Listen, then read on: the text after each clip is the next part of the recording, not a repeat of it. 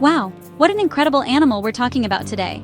The red wolf, or Canis rufus, is one of the world's most endangered canids, a true American original. Imagine a creature that's a perfect blend of a gray wolf and a coyote, but entirely its own unique species. They are leaner and lankier than their gray wolf cousins, with longer legs and bigger ears, which are just amazing for picking up the faintest sounds in the dense forests they call home. Their coat is a beautiful mix of cinnamon, gray, and buff colors, with that reddish tint giving them their name. It's this gorgeous, almost ghostly coloration that helps them blend perfectly into the shadows of the southeastern swamps and forests. What a master of camouflage! When you get to see a red wolf up close, you notice these subtle details that make them so special. Their faces are often lighter, almost white, around the muzzle, which really makes their intelligent, amber-colored eyes pop. Unlike the powerful, broad build of a gray wolf, the red wolf has a more delicate and graceful frame, weighing anywhere from 45 to 80 pounds. This lighter build is a fantastic adaptation for moving swiftly and silently through the thick underbrush and swampy terrain of their native habitat. They are built for stealth and efficiency, making them superb hunters of small to medium-sized prey like rabbits, raccoons, and deer. One of the most fascinating things about these animals is their social structure. They are incredibly family-oriented, living in small packs that usually consist of a breeding pair and their offspring from different years. This tight-knit family group works together to hunt, raise pups, and defend their territory. The bond between the alpha pair is for life, a truly touching display of loyalty in the wild kingdom. This cooperative living is crucial for their survival, allowing them to take on larger prey and ensure the next generation of wolves learns the essential skills they need to thrive in a challenging environment. It's a beautiful system, really. These wolves are also known for being quite shy and elusive, which is a big reason why many people have never even heard of them, let alone seen one in the wild. They prefer to stay hidden, deep within the cover of forests and wetlands, avoiding human contact whenever possible. This secretive nature makes them a true ghost of the American wilderness, a silent predator that plays a vital role in keeping its ecosystem healthy and balanced. Their presence, even if unseen, is a sign of a wild and thriving natural world, and that's something we should all want to protect. It's just an awesome, awesome animal. Now this is where the story gets really interesting. When you have a shy, mysterious predator with a unique howl, legends are bound to be born. In the heartland of America, particularly in the Ozark Mountains, tales of a terrifying creature known as the Ozark Howler have been passed down for generations. People have described a large, dark beast with glowing red eyes and a bone-chilling cry that echoes through the hills. This cry is often described as a mix of a wolf's howl, an elk's bugle, and a hyena's laugh.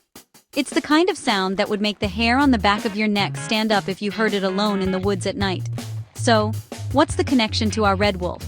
Well, the historical range of the red wolf once stretched right through the Ozarks, and their vocalizations are incredibly unique. A red wolf's howl is higher pitched than a gray wolf's, and is often mixed with a series of yips and barks, much like a coyote. To an untrained ear, hearing this strange, complex sound coming from the deep, dark woods could easily be mistaken for something supernatural. It's not a stretch to imagine early settlers or campers, unfamiliar with this elusive animal, creating stories to explain the eerie sounds they were hearing. The legend of the Ozark Howler was likely born from these very encounters. Think about it from the perspective of someone who has never seen a red wolf. You're out in the wilderness, and suddenly you see a pair of shining eyes reflecting your campfire's light. You see a shadowy, dog-like figure that's bigger than a coyote, but leaner than the wolves you've seen in pictures. Then, it lets out that unforgettable, haunting howl. It's easy to see how imagination could take over, transforming a shy, misunderstood canine into a fearsome monster of folklore. The red wolf's secretive nature and its unique appearance and sounds provided all the ingredients for a perfect campfire horror story.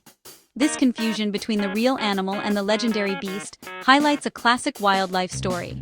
Throughout history, misunderstood predators have often been turned into monsters in local folklore. The red wolf is a prime example of how a lack of scientific understanding can lead to fear and myth. The Ozark Howler became the legendary counterpart to a real-life predator that was simply trying to survive. The legend grew as the real animal disappeared, turning the red wolf's ghost into a literal ghost story whispered around the Ozarks for decades. It's a wild intersection of biology and mythology.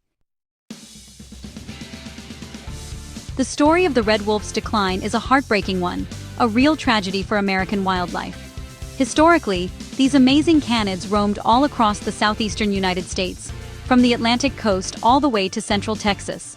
They were a common and vital part of the ecosystem, the top predator in a vast and diverse landscape. But as European settlers expanded across the continent, things took a dramatic turn for the worse. Forests were cleared for agriculture, and wetlands were drained, completely destroying the red wolf's habitat. Their home was literally disappearing from under their paws, piece by piece. On top of the habitat loss, red wolves were subjected to intense and aggressive predator control programs. They were seen as a threat to livestock, and for many years, governments even paid bounties for every wolf killed. People hunted and trapped them relentlessly, driven by fear and misunderstanding. This persecution, combined with the shrinking of their wild spaces, pushed the red wolf population to the brink of collapse. It was a perfect storm of destruction that targeted this unique American predator, and the wolves simply couldn't withstand the pressure from all sides. It was a really tough time for them. By the mid-20th century, the situation was absolutely critical. The few remaining red wolves were not only struggling to find food and territory, but they also began to interbreed with the more adaptable coyotes, which were expanding their range into the southeast. This hybridization threatened to dilute the red wolf's unique genetic identity out of existence. It was a silent extinction, happening right under our noses. By the 1970s, scientists realized that the pure red wolf was on the verge of disappearing forever. The howls that once echoed across the southeast had fallen silent in all but a tiny remote corner of their former range. Faced with this imminent extinction, a brave and desperate rescue mission was launched. The U.S. Fish and Wildlife Service made the bold decision to capture every remaining wild red wolf they could find to start a captive breeding program. It was a last-ditch effort to save the species. They managed to capture a small number of wolves, and after careful genetic testing, only 14 of those individuals were confirmed to be pure red wolves. Can you believe that? The entire future of this incredible species rested on the survival of just 14 animals. It was the ultimate race against time. This is the part of the story that gives me goosebumps. With those 14 founding red wolves, the captive breeding program began, and it was a spectacular success. Scientists and conservationists at places like the Point Defiance Zoo and Aquarium worked tirelessly to create a healthy and genetically diverse population in a protected setting. This program, part of the Red Wolf Species Survival Plan, now involves a network of over 40 facilities across the country, all working together for one goal: to save the red wolf. It's an incredible example of what dedicated people can do when they come together for wildlife. We are talking about a true wildlife comeback story in the making. The ultimate goal, of course, was always to return the red wolf to its rightful place in the wild. In 1987, that dream became a reality. After years of careful planning, 4 pairs of red wolves were released into the Alligator River National Wildlife Refuge in North Carolina.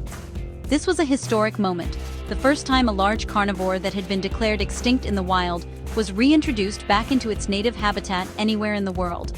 For a while, the program was a shining example of conservation success. The population grew, and at its peak, more than 100 red wolves roamed freely across a 5-county area in eastern North Carolina. However, the journey has been full of challenges. Misinformation, fear, and conflicts with private landowners have created significant hurdles for the reintroduction program. The wild population has faced threats from vehicle strikes and illegal shootings, causing its numbers to decline dramatically in recent years. Today, fewer than 24 red wolves are estimated to remain in the wild, all within that North Carolina recovery area. It's a stark reminder that reintroducing a predator is not just about biology. It's also about winning the hearts and minds of the people who share the landscape with these animals. It's a tough, uphill battle. Despite these setbacks, the fight is far from over. Conservation centers and the U.S. Fish and Wildlife Service continue their work, managing the nearly 250 wolves in the captive breeding program and working on new strategies for reintroduction and public outreach. The red wolf is more than just an animal. It's a symbol of America's wild heritage. It bridges the gap between the legends of the Ozark howler and the reality of a complex ecosystem. Saving the red wolf means saving a piece of our natural history and proving that we can learn to coexist with the wild, wonderful predators that make this continent so special. What a privilege it is to be a part of that effort.